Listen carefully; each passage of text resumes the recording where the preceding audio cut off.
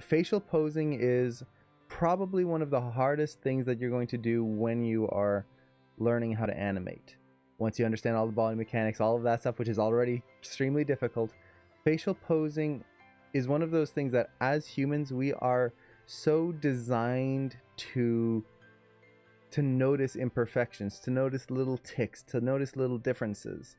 It's just built into us that when we're trying to pose out a face, if something is slightly off, and it could just be a little bit of like just the corner of an eyebrow, it can throw off an entire pose and make the pose seem odd. Or worse, it might just make it seem bad. And part of getting to learn this is doing master studies, doing master studies and really studying what it is that you are trying to do.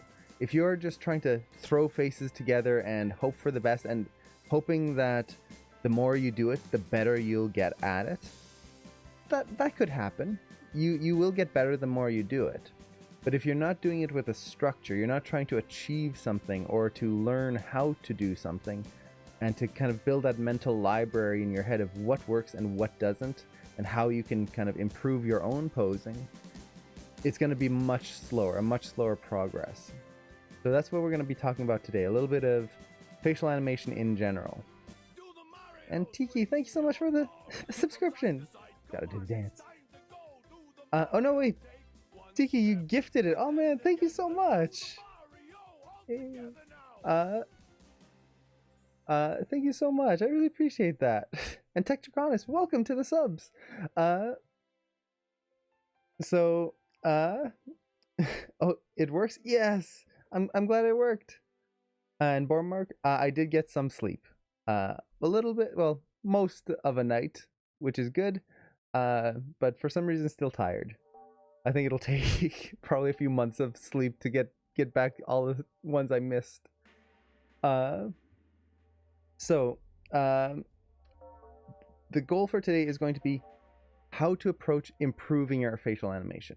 Not specifically how to improve one specific facial animation or one shot, although I will go over some critiques on a specific shot I was sent earlier, but more on how to keep improving, how to learn, and how to make it so that you're not just redoing the same poses that may or may not work, but how you can take those ones and even if they do work, make them better, and if they don't, learn how to make them work. Let's see, is it possible to import Sync Sketch to Maya, and how? It is possible. I've never done it though, so I'm not sure what the process would be. I believe if you go into, well, here, let me show. So this is going to be the shot we'll be looking at here. So once you do some drawovers, if you go to this arrow here, you should be able to download Maya Grease Pencil tool file. And then in Maya, I would assume you would just go to File, Import, and bring it in. That's what I would assume. I've never done it though, so I'm not sure if that's the full process or if there's an extra step in there. So let's take a look at this shot first, and then we'll go over the facial posing demo. So overall, I will say right away, I love this shot. It is so cool. And already, Nicholas, just looking at this, just the opening here, you've already improved your facial poses a huge amount. So a lot of this is going to be, once again, those nitpicky details. Like I was saying before, it's often just a little bit of a tiny nudge on something that can make or break a pose. So if I was to give some feedback on here, the main notes that I would have are kind of exaggerating the eyebrows and then the mass of the lips. So the mass of the lips, what I mean by that is kind of the pucker over the lips or the thinning of the lips. Trying to get that in there a little bit more. You do have some, but I think it could be pushed a little bit more, especially for the kind of more extreme facial expressions. So let's kind of find some poses here. So for example here, this is a moment where you could definitely adjust the mass of the lips. So what's happening here, there's two things. If we just look at the mouth, and this is where I wish I could draw faces a little bit better. What's happening with the mouth is that as we smile, our lips get thinner. They get pulled against the teeth. But here we can definitely see how, no, that's not going to show up, how thick the lips are here. And we can even feel on the top lip, there's kind of this little lip on the lip, this little ledge, which gives the feeling that when she's smiling, she's doing this. Like there's this pursing of the lips even though she's smiling, instead of the lips being curled in slightly. So with this, on this rig, all you would need to do is take the square control and just rotate it. Just rotate it inwards to thin out the lips. That's going to help sell that tightness in there. The other thing that's going to help here is kind of pushing the, how to say it, the asymmetry of the mouth. So right now, if you look at the mouth corners, even though they are asymmetrical right there, the mouth corner here is lining up right to where the mouth turns, which makes it feel even. The other thing is, if we find the low point of the bottom lip, where it's kind of curves at its lowest, you can see that it becomes symmetrical. And it creates this very triangular and default shape. Even though you have push symmetry, if we look at the form that is being created by the mouth, it is symmetrical. So we would want to try and exaggerate that. So part of that would be maybe exaggerating this smile a little bit more, kind of bringing it up here, making sure that as the mouth corner comes up, you can see that there's this asymmetrical angle here, and then trying to straighten this line here a little bit more so that the lowest part of the smile is maybe there. So now, instead of this symmetrical triangle, we are getting this asymmetry. So again, little things, and it doesn't have to be much. I kind of overdrew it here. I would not put the lips this far down right there, but little things like that make a huge difference. Same thing with the eyebrows. Even right now, you're getting just a little bit of a dip right here in the brow, pulling the skin down right there, not the eyelid or the brow, but the skin in between, would help to smooth that out and remove that shadow in there. The more shadow there is in the eye, typically the more kind of shady the person looks. If you kind of look at a villain, their eyes are always kind of in shadow slightly. So by kind of lowering that, not a ton, just a little bit, to reduce that shadow, it'll make her feel more warm and inviting. So little things. Going forward here, yeah, same thing here. So this, and we're gonna go over the how to, you can start learning all of these little things in just a second. But right here, the mouth, great shape. But again, when it comes to little things, right there, that bottom lip, see how that bottom lip wraps, I'm gonna exaggerate that, out and around, and the top lip sits in, sits in there. So it creates this shape. You get the top lip and then kind of a bulge of the bottom lip. It's tiny, but it's there. That's creating this feeling that, again, she's puckering her lips as she's smiling, which is a very awkward thing to do, to try and pucker your lips as you smile. Instead, that bottom lip would be pulled in a little bit more, especially on the curling edge. So instead, what you would get is the top lip coming through here, and then the bottom lip would come in there. And this is where I just need to spend a day learning how to draw lips one day. So you get something a little bit more like this. It's very slight, but see how that top lip would overlap the bottom one, and we wouldn't see the bottom one curling around like that. Hopefully that drawing makes sense. Tiny change, but it'll make a huge difference in the mass of the lips as well as the kind of overall visual the visual language of the mouth. What I mean by visual language is what's this telling the audience about what's happening.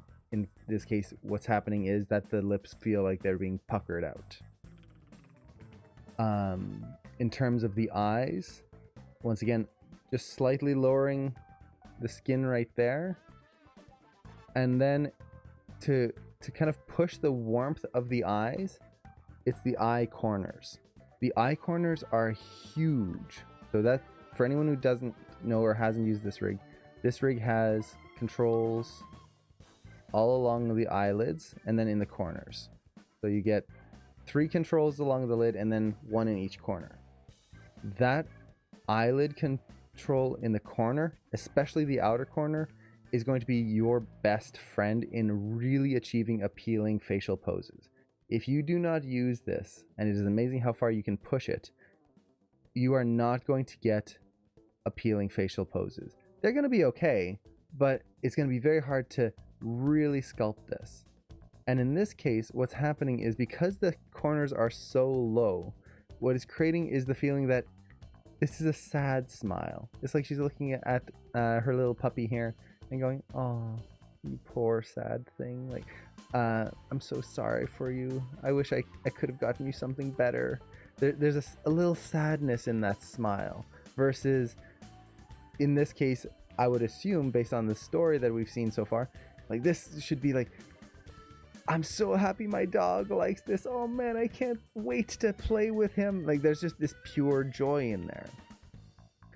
So to solve this, it would just be a matter of bringing that corner up, which would shape the eye a little bit more like this.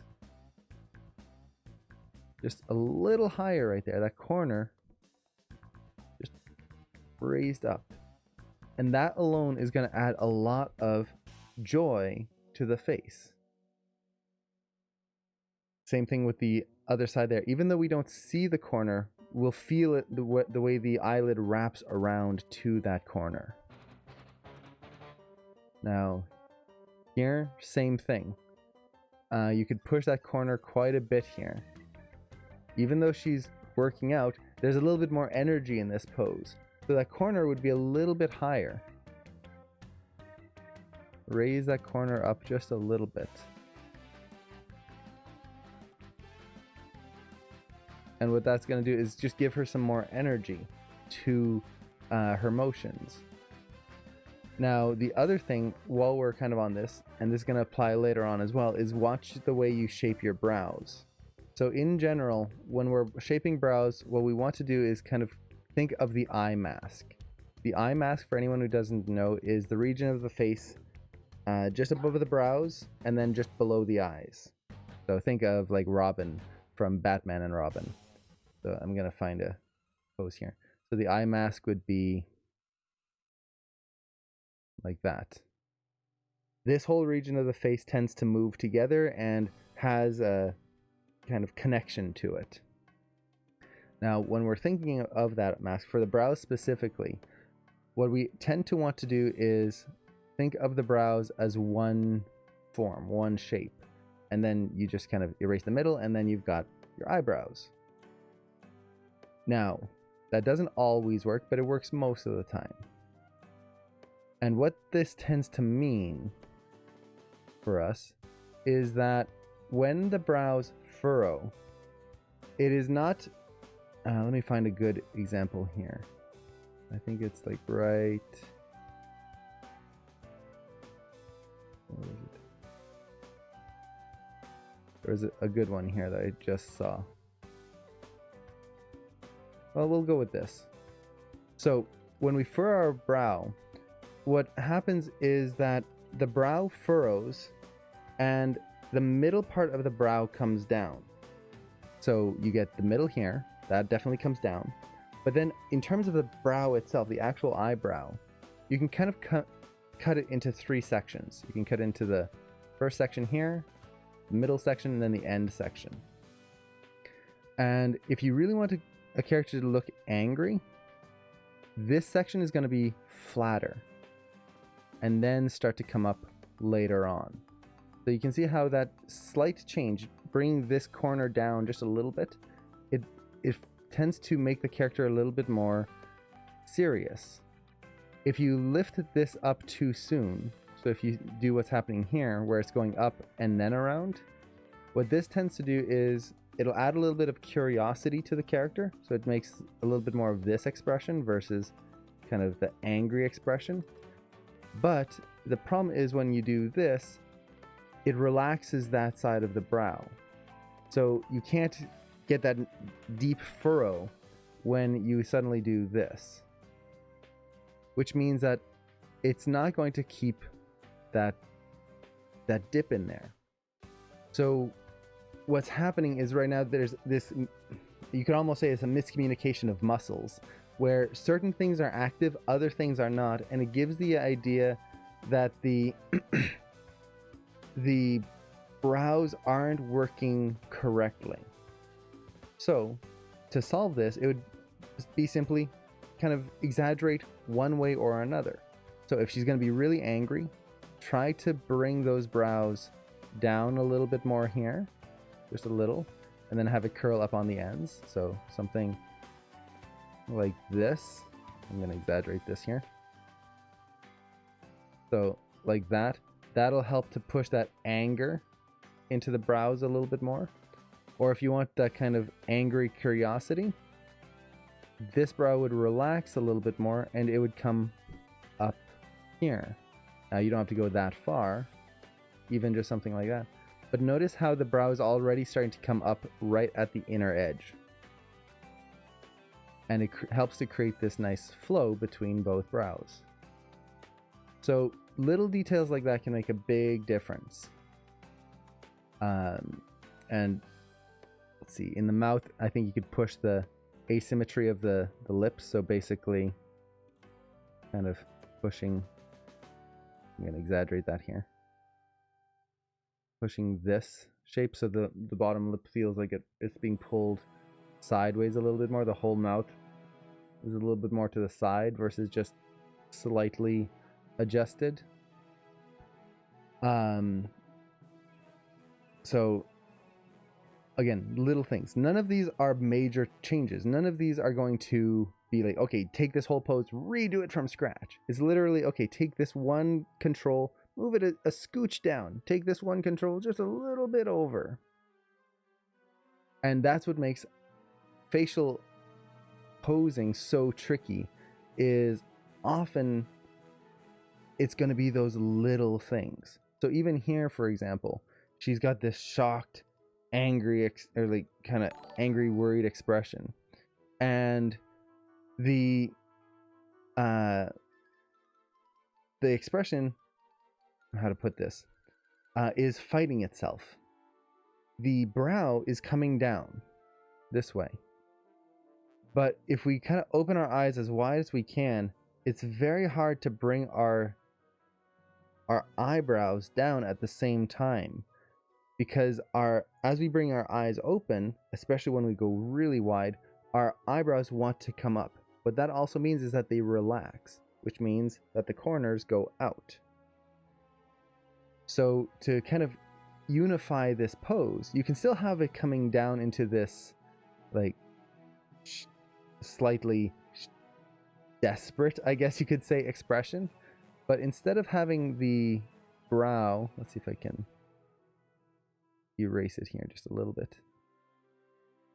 Instead of having the brow come down so much, it would just be a matter of having the brow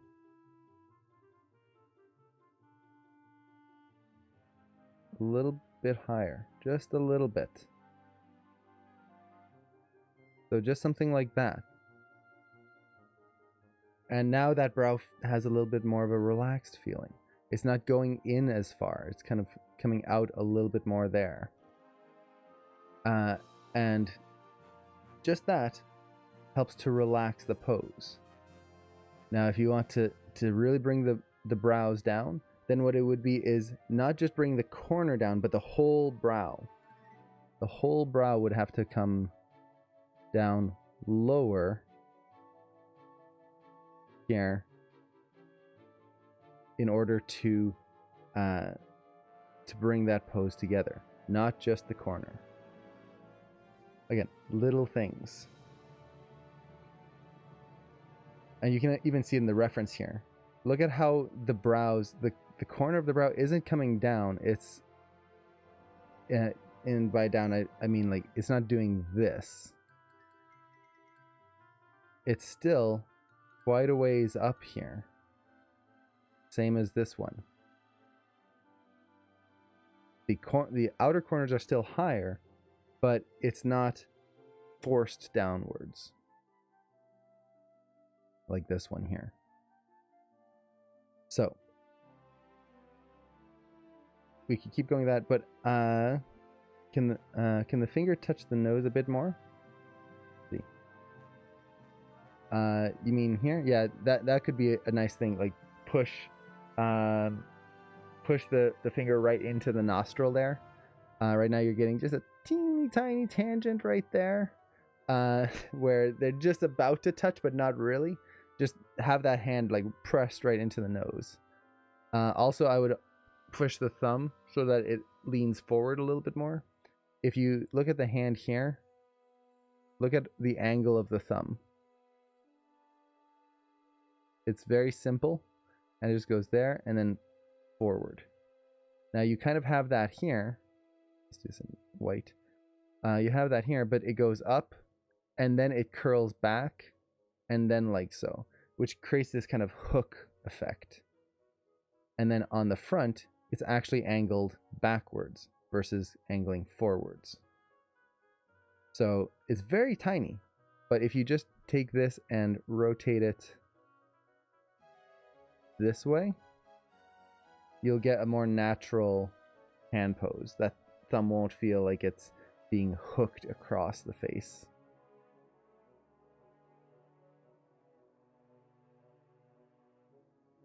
So we could go through a lot of this, going like really in depth. I really love this facial pose, by the way. Actually, I did want to mention that. This one you really improved quite a bit. So when we're dealing with faces, you can see how there's a lot of little things that can go into the face to make things work or to make it not work. And this is where, when we're trying to learn, it takes a long time to learn all of these little things. And there's so many more. There's all sorts of little tiny tweaks and adjustments that you can make to make a pose better or to accidentally make it worse. So how do we learn how to do this? How do we learn how to do it properly? Well, there's a lot of different ways. You can read books, you can read anatomy books, you can read books just on facial expressions. I've done that before. It's good. It is difficult to kind of translate into animation where we want to exaggerate a little bit more, but it gives you kind of a base to work off of. But more than that, if you really want to start learning how to make appealing facial poses, is doing master studies. Simply finding shots that you found really appealing and then trying to recreate it. Either by redrawing it, if you can draw, or try to pose it out on a rig. Just find a pose you like and see if you can recreate it. And as you're recreating it, it's not just copying it. It's analyzing, okay, why are they making these choices? Why are they choosing to do what they're doing? And that alone is huge. This is one of the things that helped me a lot when I was starting to learn facial poses, and it still helps me now. Just last week I was doing, was it last week? No, actually it might have been earlier this week. Just earlier this week I was doing some master studies of different shows that I had been watching to see what made their expression so appealing, and I was learning new things just from that, even after animating for 10 years. Yes, it was Tangled, as well as a few other shows that I'm hopefully going to be doing some master studies of on stream for everyone. So that is huge. That is a big part of learning, is trying to find out what others did. You can also study reference, all of that. But the problem with studying real life stuff is oftentimes it's not really exaggerated. And then when we want to try and exaggerate later, it can be difficult when you're first starting out. So a combination is really good. You want to study the real life, study books, read books, look at reference, but also study really good expressions that you've loved in other things. So, for example, I have some clips here. So I've got Tangled Up here. Like, just do a study of what makes this expression so appealing. How are they posing the mouth? How are they posing the teeth? The teeth are one of the biggest things when you're studying real life reference versus animation. Where animation, we have to push the teeth. Because we are exaggerating so much, we're taking a mouth corner and then pushing it way higher than it should be. When we do that, it makes the teeth look super unappealing because our mouth was not made to go that far. So when we're exaggerating facial poses, we need to exaggerate the mouth. And by studying cartoons, we can see how they've done that. How do they push the teeth? How do they push the mouth shape to make that work with the high exaggeration? So you could look at 2D, you can look at, I've got the actual Tangled movie here. Look at those expressions, how do they handle it? You can look at all sorts of things. Look at movies as well. If you see an actor with really exaggerated expressions, try to study them. Now, when you're studying them, it is a process. It is not just looking at the pose and going, oh yeah, that looks good. Done, move on. You really want to break things down. You want to try and figure out, what is it about this facial pose that is working? What are they doing that I could be doing, or what am I not doing in my posing? So, for example, let's just take a look at this pose. So one of the first things I tend to look at are brows, then the eyes, then the mouth. Now, whichever order you want, it really depends on the pose. Sometimes the mouth pose is just super appealing. I'll start with that. But let's take a look at the brows. If we look at the brows, they are not just a simple whoop shape like that. There's not just this simple curve.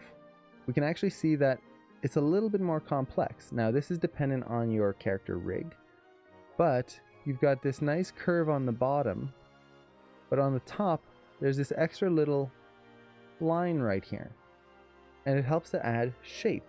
Instead of just kind of a blob, a curvy blob here, by adding that little bit of a curve right there, we start getting a little structure. And this is going to be something that you'll notice applied throughout a lot of really appealing shapes, is the breakup of lines. The way they use a little bit of a point somewhere, not a sharp angle, something like that. Oftentimes it can just be a little bit of a slight shape change there to make something more appealing, less boring. So we've got that. The brows come in.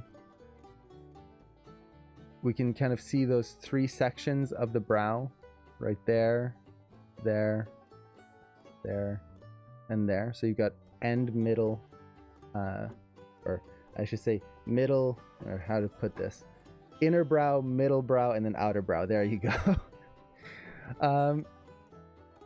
So the brow it's not just a simple curve. There's a little bit more to that. Okay, well, another thing I like to look at is how far do the brows come into the face? Now, this is something where you'll want to look at other poses in your in the show that you're studying to kind of see the contrast. So, for example, let's see here. Well, this is a good example. Look at how far apart those brows are, and you can kind of use the nose as a guide there. See how far they are. Even here, look at how far those brows are outwards. They actually line up with the corner of the eyes right there. Even here. lining up right around the corner of the eye, just a little bit inwards. Now, if we go back to this pose here, look at how deep those brows are going. They're really tight. So this is not just a shocked expression with the brows going up. We can feel that tension coming in, even though we don't see kind of the wrinkles, and you'd have the kind of little the furrows happening in there. We can see that. We can analyze, okay, they're bringing the brows in to push this expression, not just up, swooping it inwards. We're getting this pull up here. Okay, that's a good thing to know. Going to the eyes. The eyes are one of the trickiest parts because there's a lot of things to look for.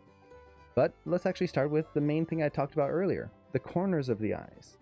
Look at how high the corner of the eye is compared to the corner in the center here. The outer corner versus the inner corner. It's actually higher. Quite a bit higher. This helps to give that angle to the eye. So everything kind of comes in and down. It helps to push, in this case, a little bit of that, what would be the right term? It's not just the droopy sadness. It's not just the, oh, and everything's sad and drooping. It's the, I'm about to cry and I don't want to. There's this, and in this case, she's not actually about to cry, but she's just worried and tense. There's this tension in the corner. This is her trying to hold back her emotions, not just letting them go and just drooping. So those corners go up. It tightens that whole part of the face. Gives a totally different aspect to that sadness. And this is part of master studies. You want to try and figure out why they're doing it. When you first start out, it's going to be very tricky. You're probably going to be getting the wrong answers, but just keep doing it. Don't let that stop you. It's part of the process. Now, looking at the eyes, the eyelids are not just a round shape. There's two things I tend to like to look for in eyelids. One is, where are the peaks? So what I mean by the peak is, if you look at a curve, let's say you have that, what is the part of the curve that is the most, well, what is the peak of that curve? So you think of a curve like this is the peak, the highest point. Well, if you think of this curve, the highest point would be there. And I'm not speaking high in terms of vertical peak. So for example, if I do a curve this way, technically the highest peak is up here, but it's the most extreme part of that curve, which is right there. And Felicia, thanks so much. Oh, geez. Jiranum, thank you so much. Oh, geez. Man, thank you so much for all the gifts. Oh, man. Now I'm going to be dancing for a while. Geez, thank you so much. And welcome everyone who is now a subscriber. Felicia, Bat FPS, New York, Amion, and Tiny Zell. Do the Mario dance. Thank you so much. I really appreciate that. Jeez. And, I really need to fix my notifications. Leonard, Bam, and it's the FCP. Thank you so much for the follows. I really appreciate that. And Leonard, Leonard. Okay, I got everyone there. Yay. Thank you so much. Jeez, thank you. I think, yeah, there you go. Gotta keep going. I think there's a few more. Why did I choose to dance for this? But it's fun. It's the only time I get to move around in my seat like this. But actually, this is a good time. Like, let me actually check the chat here. And I haven't been looking at the chat for a while. I hope this is making sense so far. And if anyone has questions on any of this, definitely let me know. If you have like questions or concerns, or you're not understanding something, definitely let me know. That's what these streams are about. So I'm hoping this is all kind of making sense, and that it kind of shows the process that I go through. And this is something I do, like I was literally doing that this morning as I was prepping for the stream, just to kind of refamiliarize myself with some stuff. And I was doing it just on my own, for my own self, literally earlier this week, just studying things, trying to understand what it is that makes something work.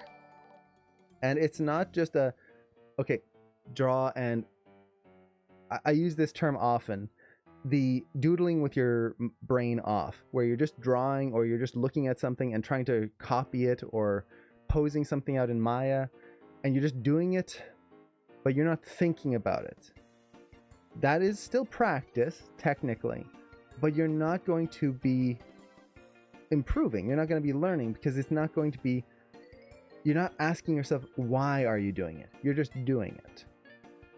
So by doing something like this, you are asking yourself those questions and hopefully getting answers. Now, the other thing, and we'll do this a little later, is do a lot of different sources, because there's a lot of styles in animation. If you look at this versus Hotel Transylvania versus Storks versus something like, what else? Well, a 2D show, for example, there's going to be a lot of different things you can take, and you can mix and match and add all sorts of different elements together to make something new out of it. So, yeah, definitely. I definitely recommend that thought process. Now, what we were talking about with the eye. So there's two things that I tend to look for in the eye. Is and I just saw Tectonic. I'll take a sip of water. So two things I look for in the eye. First is the peak of the eye, or the eyelids, I should say. So it's the highest point. If you look at the two ends, where is the highest point on that curve, or the most extreme point I should probably use. So in this case, we can see that the upper lid is kind of towards the center of the face, right there, and probably right around there. Actually, no, right here. So they are following the pupil. They are following where she's looking. They are favoring that side. The bottom lid, though, is over here. And then out here. So usually with the eyelids, this is something, it changes depending on the style of the show, but typically what we try to avoid is the upper lid and the lower lid having the same extreme point on the curve. So what I mean by that is, if you have an eye like this, where the extreme is there, and you have an eye like this, where the extreme is right underneath, like that. It's not bad, but it doesn't make as appealing a shape as if you add a little offset to it. So oftentimes you'll see eye shapes where it's a little bit more like this. So there's the peak, and then it creates a little bit of a diagonal. You're getting that right here. And both diagonals are going inwards, which creates kind of a little bit of a sad expression. So even within the peaks of the eyes, we're getting that little bit of a inset. It helps to draw our eyes inwards to the face. So that's the first thing I look for in the eyes. Where are the peaks? The next thing I look for on the eyelids, this tends to really be based on how stylistic the show is where are the breaks in the line? So breaks in the line is just like I was talking about with the eyebrow. Instead of having an eyelid that's just one clean curve, oftentimes if you look closely, there's going to be a little bit of a break somewhere. A point that's just ever so slightly more bent. You see this a little less in CG shows, but you see this a lot in 2D. So in this case, if we look at it, I'm just going to go on this frame, we can actually see that right here. It goes straight and then down there. Goes straight, and then there's a little bit of a break there. It's not just a perfectly smooth curve. On the lower lid, it's kind of right there, right where that peak is. And then there's a break in the corner here. Same thing here. There's a little bit of a break right there, like that. So you get a little bit more shape out of this. It's not just a round form, it is these slight segments. Now, is that super helpful? Sometimes it can be. So here we get a line there, then across, and then there. Now it is slightly rounded, but we can kind of simplify it down to those. So that's the basic eye shape there. Now another part that I look at in the eye, and this is something that a lot of people tend to ignore, and this is also where when you start posing out the face, you start getting, you pose out everything else and it's like, it should be working, why isn't it? It's the space between the eyebrow and the lid. So in this case, let's go on to another frame here. It's this line right here, but also the line here. The line of the eye, the way, or let me put it this way. It's where the eyelid kind of meets the eyebrow. So that line right there. Right there. And how are they shaping that? Oftentimes, most people, when they have an eye and they kind of pose out the lid here, that line will just kind of be whoop like that. Just default, circular. And then the brow is like there. And that's okay for the most part, but that can often be very boring as well, especially if it's just kind of like just that. It follows the lid perfectly. If you actually start looking at these shapes, and usually it's a little easier to see in 2D cartoons, they have a very specific way of shaping that, which is that they'll come up, follow the eye, and then put a little bit of a corner in there. And you can see how that adds a little bit of shape to the eye. It's very slight, but let me kind of redo this here. So if we do a round shape here, there's no definition. It just kind of sits over top of the eye. It doesn't accentuate anything. But by putting just that little bit of a line here, suddenly it adds direction. It gives the eye a focus. It's very slight. And oftentimes, like you can see here, there's not much of it, but you can actually see it right here. Right there. See how they're shaping that line a little bit more steeply on the inside edge. And let's actually go to a pose that's, let me reset the range here. Let's go to a pose that's a little bit more clear. I saved this pose just because it's probably one of my favorite moments in the whole show. So in here, we can kind of see it. It's this line right here. So right there, you can see how they're shaping it. It's not starting from one corner, going around, and doing this. That doesn't show any definition. They are actually shaping it to go forward and then steep. Forward, steep. Like that. So there's that little extra detail in the face.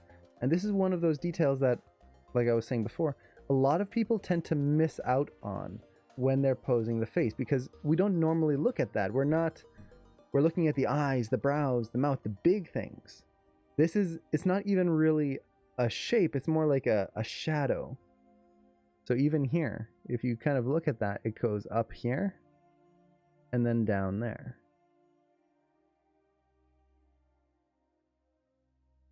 Like so. Let's see if we have another close-up here. Yeah, this is a good one. It goes up and then down there. They are really pushing. Yeah, that closet shot.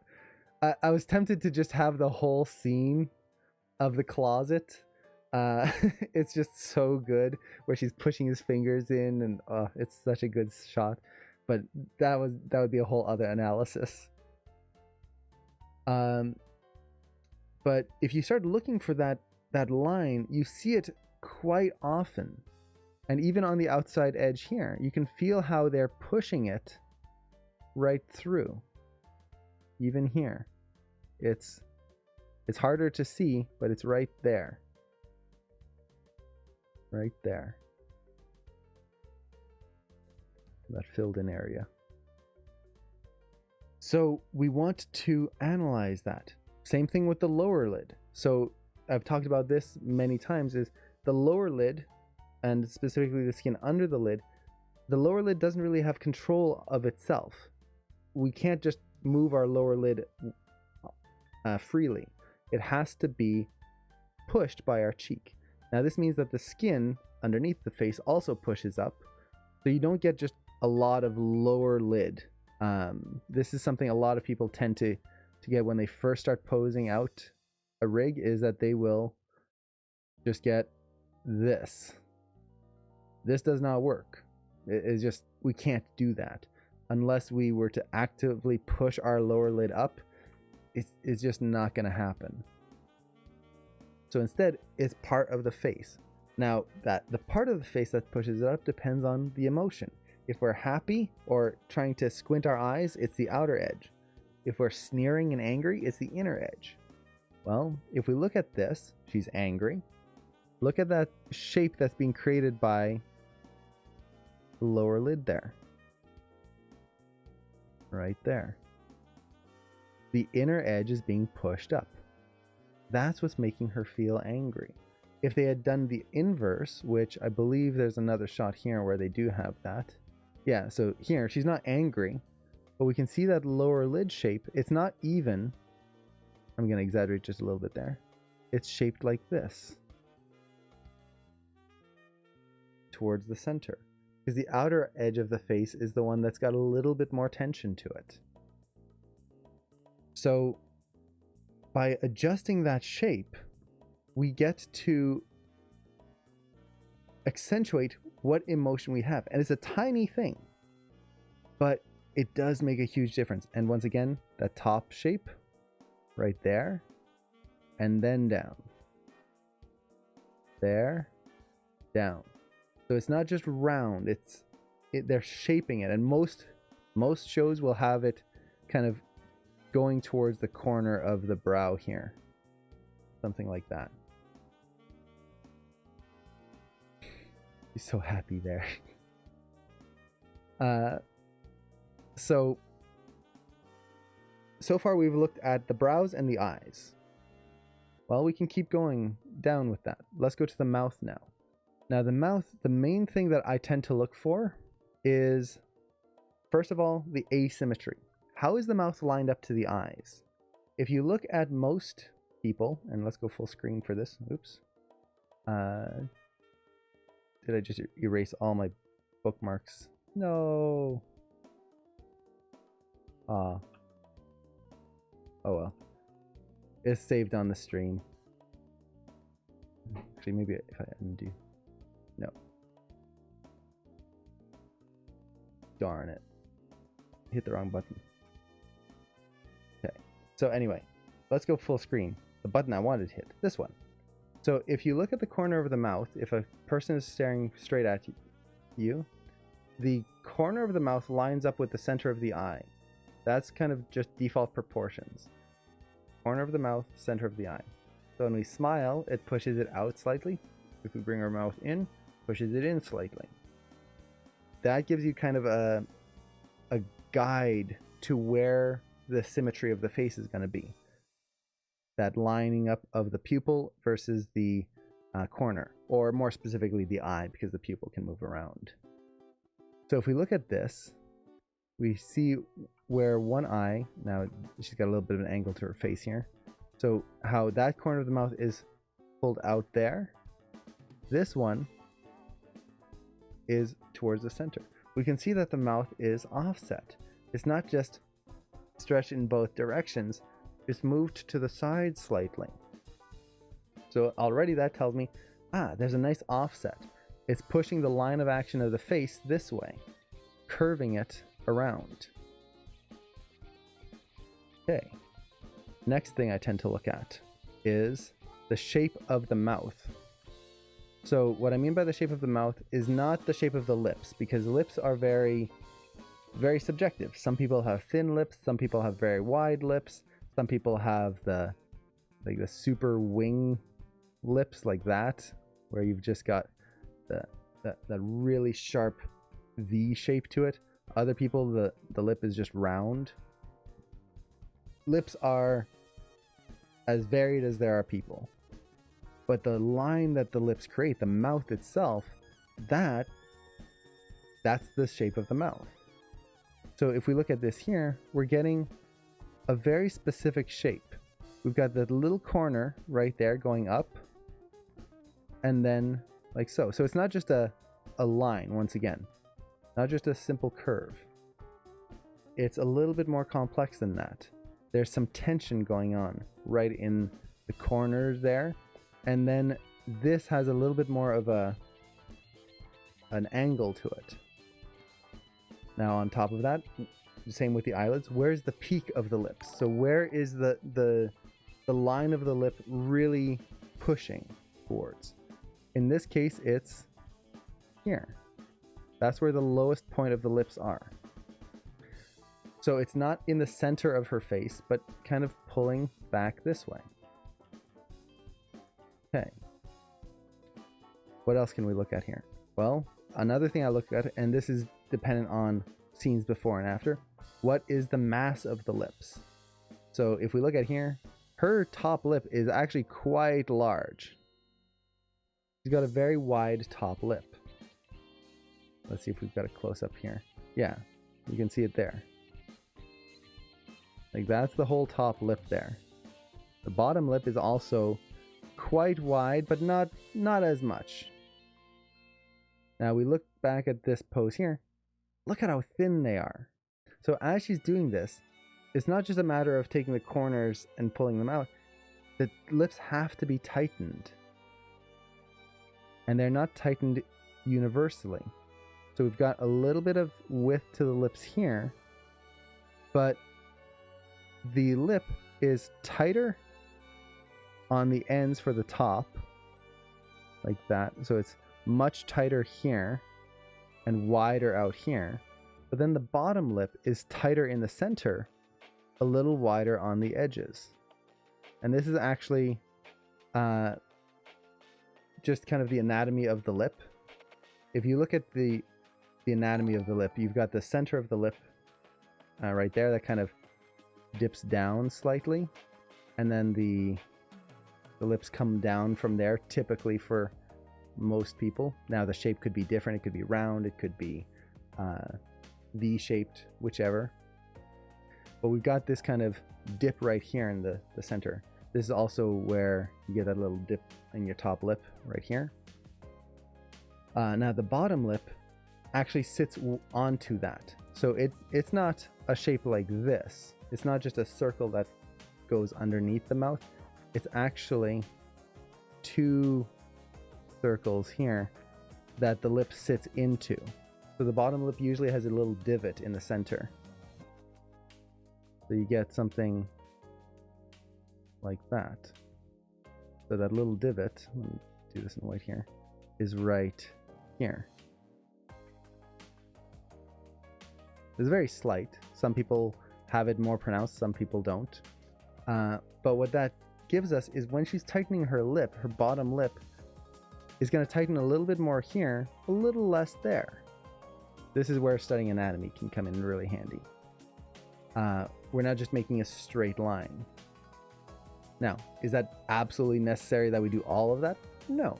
But you can see that it gives just a little bit more shape to that mouth. Instead of the bottom lip being a default round shape, we get a curve here, a curve here, and then it goes around. That's exaggerating it there. So we can start looking at all of these different little details, but really start with the width of the mouth, the tightness of the lips, where the peak of the curve is. Also, how high is the mouth? What is the distance between the nose and the line of the mouth and the chin? Right here. Look at that ratio there. There's a lot of chin. Is that default for her? Well, let's compare. Let's find a nice kind of relaxed pose here. Well, lip to the center of the mouth here. Or you could even just go to the lip and then there. So She does have quite a bit of chin, but you can see how this is a little bit wider here. Let's look at another good one. Yeah, I love this.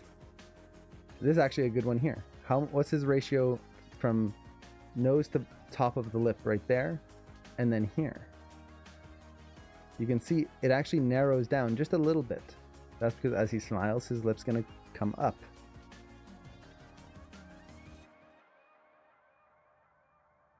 Let's see. Looking for a good one here. Yeah, this is a nice one here. How much space you have there versus there. And you can really push these a lot, especially upwards. Now down is hard because there's not that many expressions that have the mouth drop down other than really big shock and surprise, but that's kind of rare. Usually it'll be like smiles or, like in this case, worry, where everything comes up. And I just missed all these. Dream, Morph, and Squash Cake. Thank you so much for the follows. So we can look at all that. Now another thing I tend to look at is the silhouette of the face. So what's the shape of the cheeks? In this case, since she's scrunching her face down, we see a lot of the mass up here. That's because the cheeks are being puffed out right there. Well, if we kind of look here, there is still that mass there, but it's definitely not as kind of pronounced compared to the lower cheek. This is much straighter right there compared to this, where now this is her face shocked and surprised. Very little mass in the upper cheek, and now we just get that nice straight line there. And I love how the lip actually sticks out there.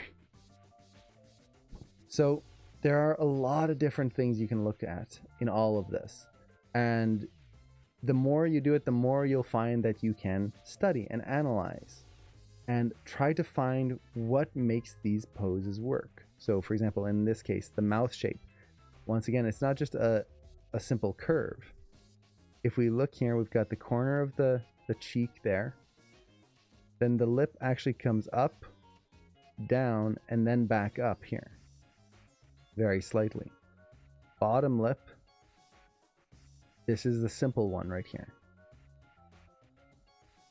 And you get that nice little overlap of the top lip over the bottom lip on the other side right there. So really look at these. Try to build a shape library in your head and figure out how you can start applying that to your shots. And don't just do one show, do a bunch. So you could look at, for example, Moana. Look, this is a great example. Look at how high her lip is right here compared to her nose. Her lip is literally touching her nose compared to here where there's a little bit of a gap, compared to here where there's much more of a gap. And then once again, you can look at the eye shapes, see how they're favoring those. Yeah, they're favoring that line of between the brow and the eye itself here. So it's a little bit more like this. Look at the asymmetry in the mouth. Look at the brows and the shapes that they're creating. Coming up into the center. Even the angle of the nose, that's another thing that's worth looking at, because the nose does move with the mouth. And then the other thing is looking at the teeth. I talked about that a little earlier, but really look at teeth. How do they shape the teeth and the mouth? How do they balance the negative space, the dark spots in the mouth versus the teeth themselves? Where do they put the tongue? Is the tongue just sitting there doing nothing? Do they maybe not show the tongue? What's the ratio of top teeth versus bottom teeth? Are they even? Very rarely, if the character's mouth is open and you're seeing the teeth, will you ever see the top and bottom teeth an equal amount. So here you can see the top teeth a little bit more, top teeth a little bit more, top teeth quite a bit more. Let's go back here. Much more top teeth. See, very much the top teeth. Even with these guys, top teeth, much more of the top teeth. Very much the top teeth there. A little bit more bottom teeth on this guy, but still the top teeth are the ones that really dominate the mouth there. Top teeth, top teeth, top teeth. So it really just depends on the character. Most of the time you'll tend to notice people tend to show the top teeth. Some people talk with their bottom teeth a lot more, or a lot more bottom tooth. They favor their bottom teeth. It really is just a preference on the character. So that's pretty much master studies, is finding some shows, finding some poses you really like about them, and then studying them. Even this, just I love this. Studying the shape of the eyes. How do they transition between these three expressions? How do they change those eye shapes? What parts of the brows are moving? So for example, as she goes from here to here, this brow is not just staying the same. You can actually see it curl up just a little bit on that side there. The eye is ever so slightly changing shape. If we look at that peak of the eye, it's right here, and now it's over here. It's shifting over with the turn of the eye. The bottom lid comes up ever so slightly, as there's a little bit of tension in there. The shape that the eye is creating, this nice straight line right there into there. Where are the corners of the eyes? In this case, the corners of the eyes are actually creating this nice arc all the way through, which is actually really cool. How do the corners of the eyes move? You can actually see the corner of the eye go up here as they turn their eyes. And Tranquility, thank you so much for the follow, or the subscription. Jeez, thank you so much. Thank you. Aw, 4 months, jeez. How's it been so long? And Drainy Art, hello, welcome. Hope you're enjoying it. Let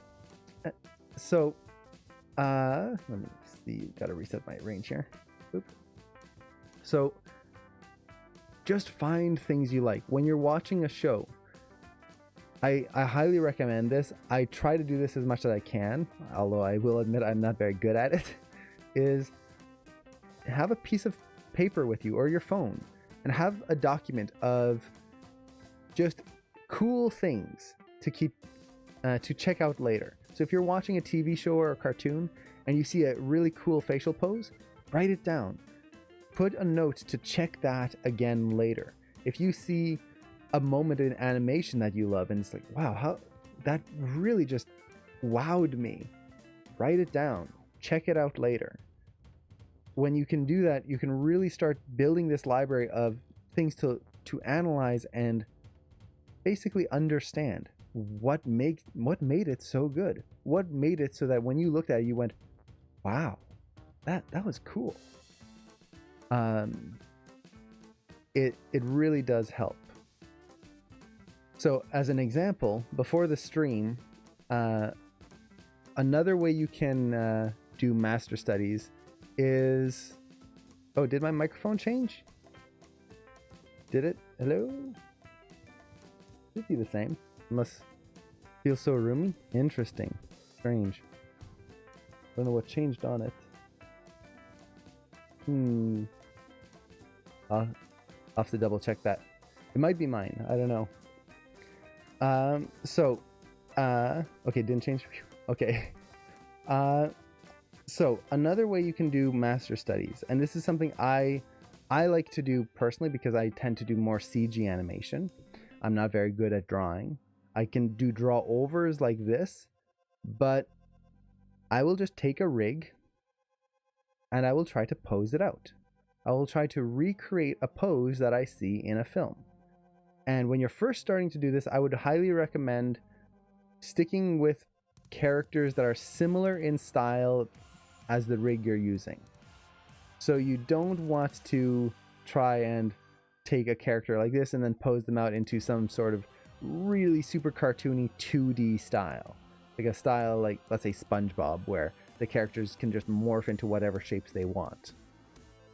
Try to pick something stylistically the same, because this will give you a basis to work off of. So, for example, with this rig, a great show to start with would be Tangled, because she is very similar in style and proportions to Rapunzel.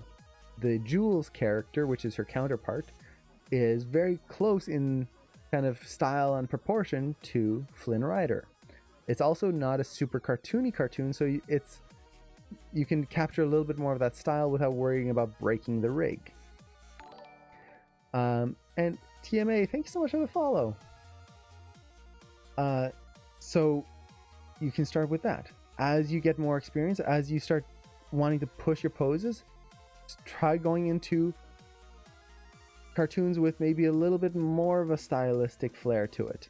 Try to go to Hotel T. See if you can recapture some of that style. Go to 2D cartoons. See if you can capture that style. And you might have to adjust things because, well, you're not going to be able to do a full 2D style. But you can start to try and understand what makes it so appealing. So I was actually doing that before the stream here, just as a test to see if I could. And what I did was I took poses from, let me open it up here, the Tangled TV series here, which if you haven't watched it, I highly recommend you do, because there's a lot of really good facial expressions in this. And you can see it's very 2D, very stylized. And I wanted to see if I could apply it to a 3D character rig. So the first thing I did was I just started with kind of a default expression. Just a kind of mouth open, eyes open. Because one of the big things you'll notice with that style is that the pupils are very small in the eye. So let's go back here. So you can see there's a lot of white in the eye here. That can be very tricky in 3D. So I wanted to see if I could do that. Really make the eyes a little bit smaller. You can see it's not a huge amount, but it is quite a bit smaller. And see if I can get the mouth shapes, the facial shapes. And I just went through, found a few poses, and tried to capture them. And the big thing that I found really fun with this was the teeth specifically, because the teeth don't fit in the mouth like you would normally have. There's black on both sides, or negative space on both sides right there, which normally we don't really have. But you can do that. And oops, let me get that 2D pan and zoom back in there. Zoom in. But you can also go even more cartoony. So just really try to push the eye shapes and the overall expressions. It is, for me at least, I really love doing these kinds of tests because it forces me to try and do shapes that I would normally not do, or try to capture expressions that I might not have a chance to do normally. And it's really a study of what are the different aspects that make this work. And again, as you're doing this, it is not just throwing in shapes and just like move it up and down, done. Yay, I got it close enough. Really try to understand why you're doing that. Don't just copy and go, okay, well, it has it, I have to put it in. Try to understand, well, it's not working for me in CG in this case. How can I adjust it to make it work? How can I make it more interesting? So little things like that can be huge. And there we go. I think my camera got changed just a little bit. So going from that default to that, really trying to understand how you can push the rig. Now, just to show the importance of eye corners here, I did do a version of this. So you can see how high the corners of the eye are on this. This was to try and capture the stylistic choice of the cartoon. The corners are really, really high, especially in terms of the inner corner. If I didn't move the eye corners, this is the pose I would get. You can see that difference. This is just resetting the eye corners. If you don't move the eye corners, it really doesn't make a pose, or it can really kill a pose. So even here, let's take those eye corners and zero them out. See how it loses so much of the pose? It's just like, it could be an okay pose, but it misses a lot of the tension, the energy in the pose. Let's go with this one here. Now this one's probably going to be a big change. Like, look at that. Especially that screen left eye. Suddenly there's no energy in there anymore. It's just okay. But when you bring it up, it adds that energy. It basically creates this line that goes from the corner inwards and draws our eyes towards the center. Even with this tired pose, you would think, okay, the tired pose, now those eyes are going to be droopy. I actually had to raise those up because if I don't, we get this, which is a different kind of tired. This is kind of a tired where everything is just sagging and she just has no control whatsoever. This, there is a little control. Not much, but it's still there. And everything's kind of drooping around it. So it kind of feels like she's trying to hold herself up, if that makes sense. I guess it would be the difference between, let's say you have just kind of a line here, just the whole line drooping down like that, versus imagining like you've got these two posts and everything drooping from there. So she's, with the eye corner, she's trying to hold herself awake and everything is sagging from those points, which shows the trying to stay awake versus just, okay, I'm gonna fall asleep now. This also makes her look very sad and kind of like she's melting. I guess you could say. It makes it, I don't know why, but it makes me think of like melting ice cream. So, tiny change, very small, but it is there. The other thing is the lines that I was trying to create with the eye. So in the cartoon, there's very distinct shapes in the eye, especially on the top lid. You've got kind of the top lid here, and then there's the very sharp inner edge of the eye there. This goes up a little bit more.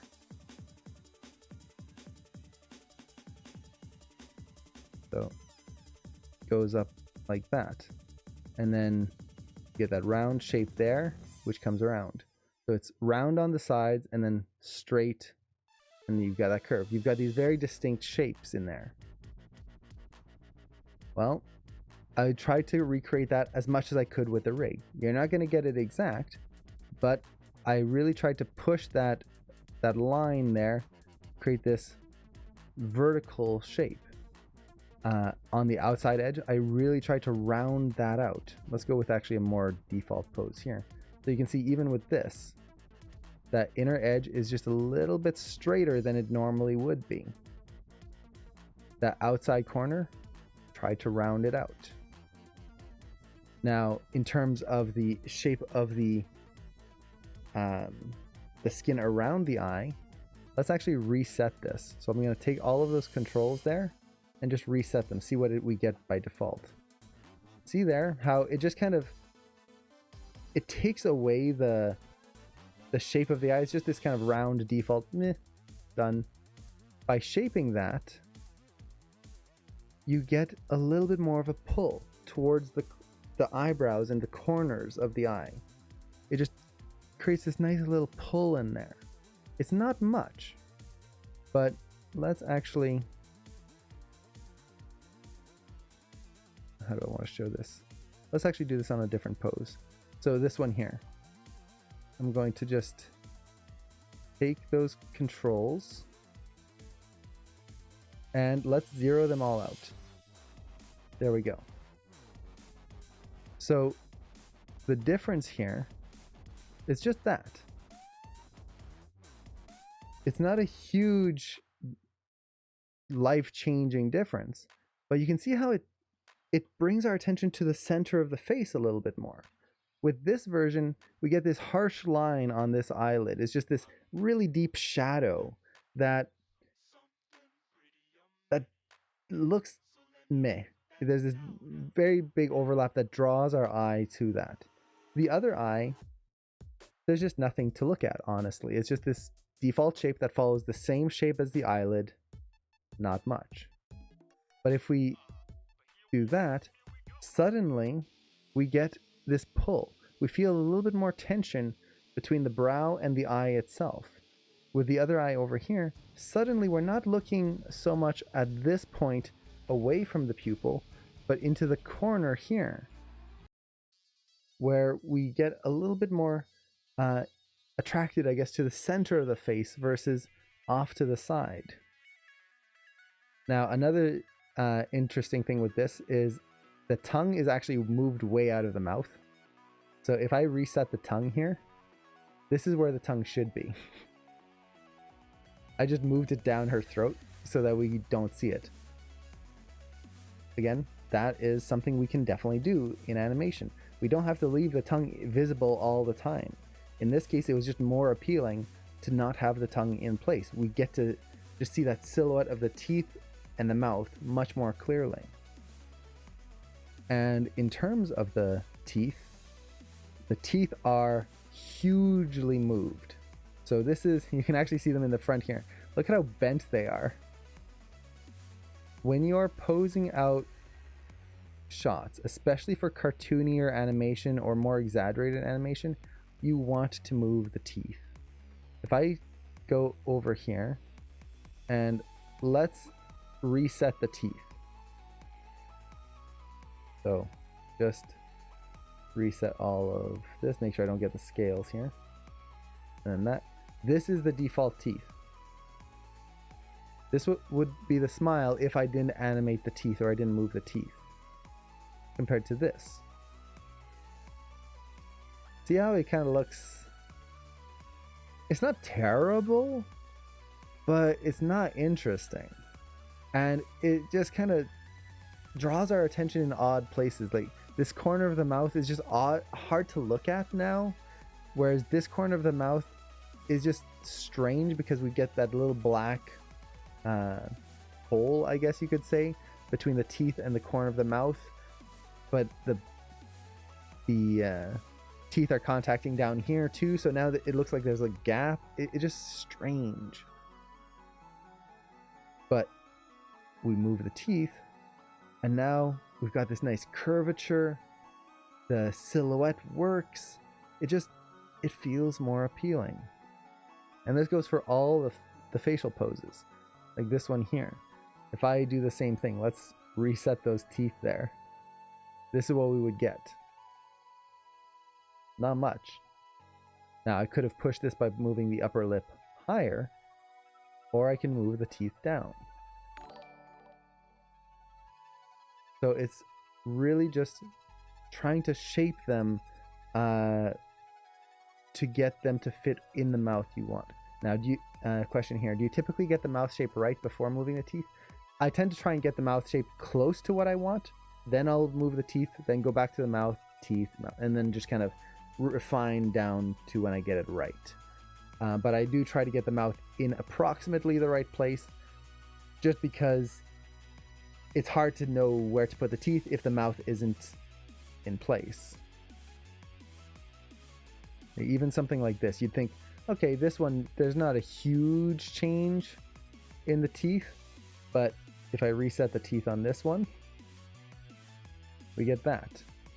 See how straight and boring they are?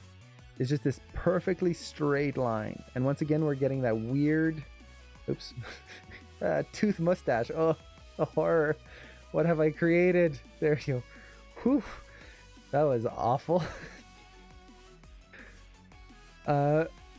So we get this little gap in the corner again. The teeth just don't line up well with the corner over there. It's not interesting to look at. But shape the teeth, and now there's just a little bit more of a curvature.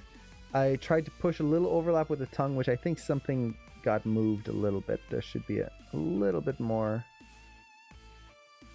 overlap right now. They're tangenting. It should be a little bit more like that. But if we zoom in now, There's no weird little gap in the corner. It kind of accents the front teeth versus just all the teeth. Not a big change, not huge, but it makes a big difference in the entire appeal. Like, just look at how those teeth, they just, I don't know what the right word would be. They almost look cute, like the way they kind of bubble forward, and just the little nice round shape of the teeth that get to the front teeth, versus this that looks flat and dead. It's just flat, flat, flat, flat, flat, flat, flat, flat. Everything's flat. Keith Mustache will be in my nightmares tonight. I think we found a contender for a new perfect Aya. The one with a tooth mustache. And Sin, yes, I will take a sip. So, a lot of these, there is no one answer to a lot of facial pose stuff. A lot of it depends on the style. A lot of it depends on the character. Some characters will have different shapes to their lips. Others will have different shapes to their eyes. It all really just depends on the shot you're working on. But if you do the master studies, you can start building that repertoire of poses, of shapes, of designs that you can throw in and mix and match. And when you're working on a film or a shot, it's always good to kind of create a little bit of a pose. Typically, they're called pose Bibles. Basically, a pose list of ways you would like this character to be designed. So, for example, a simple one would be, do they talk with their bottom teeth a lot, or do they talk with their top teeth a lot? That can make a whole difference in the way you would pose out the character. Now, how is their rim light on their tongue? That is just basically, I have a default lighting setup for the scene. It's what gives that nice shine on the eye, but it also adds a shine on the tongue, which technically there shouldn't be. What I should be doing here is actually, in this case, because the tongue is always in the mouth, I would turn off the specular on the tongue, or at least the viewport. When I would render it, I would turn that back on. For now, I kind of figured, I don't mind it. It's okay for now. It does look a little strange, though. There should not be a specular highlight right on there. So, just a little tangent here. If anyone is curious how to fix that, I would just need to make sure I can select the body. Boop. Now, I've created my own materials for this rig. So, I would just select the tongue. There we go. Go to the attribute editor, and I would just take my specular, turn that down. Done. So there we go. And then if I wanted to turn on the specular, boop, back up. So now when I have the final render, I've got that tongue with some highlights if ever she maybe sticks out her tongue or something like that. So the other thing I could maybe do is just turn up the roughness. So that way you get a little bit of specular, but not nearly as much, not nearly as sharp.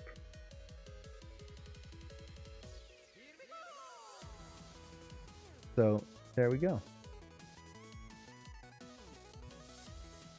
So that's pretty much it. That's the main thing I wanted to talk about, is the importance of master studies. Because like we talked about right at the beginning when we were looking over the work, there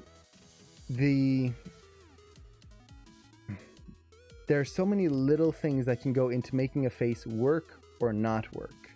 It could be a little thing of just where the inner brow is positioned, just how the bottom lip is slightly shaped. There's so many little things. If we don't watch out for those, it can be very tricky to make things look right. And the best way to learn about that is to do master studies, to figure out what other people are doing, and then try to emulate that. Try to recreate it. And then use what you learn from that onto your shots. Now, Scribble Society. Do you know if Animation Mentor School uses Blender? They do not. The the Animation Mentor and most online schools use Maya. The main reason for that is that Maya is the industry standard. That's what almost all studios tend to use, unless they have their own proprietary software. The vast majority uses Maya. So the school is training you so that you are used to using an industry tool. As much as Blender is really cool, and I actually do love Blender, although I don't use it nearly as much as I should, it's not an industry standard in any way right now. It is becoming more popular, which is fantastic, but until it kind of becomes more popular in a professional environment, it's not going to be something that is kind of a priority. And they are catching up, which I'm super excited about. I am so excited that I want Blender to... It would be so cool if Blender was like the next big program, because then everyone uses it and it's just awesome and it's great and there's so many cool tools. The graph editor in Blender, I actually prefer the graph editor in Maya personally, mostly because I'm used to it. There's just a lot of tools in the graph editor in Maya that I find more intuitive. Blender, I find like there's a lot of steps that kind of you have to do 2 steps versus 1. A lot of that is also just getting used to it, honestly. And yes, it is free, which is fantastic. So, I guess with that, that's pretty much the demo that I wanted to go over today. Hopefully it was helpful. Hopefully it made sense. It really is just a matter of studying. That's the key point in pretty much anything in animation. Hand poses, body poses, facial poses.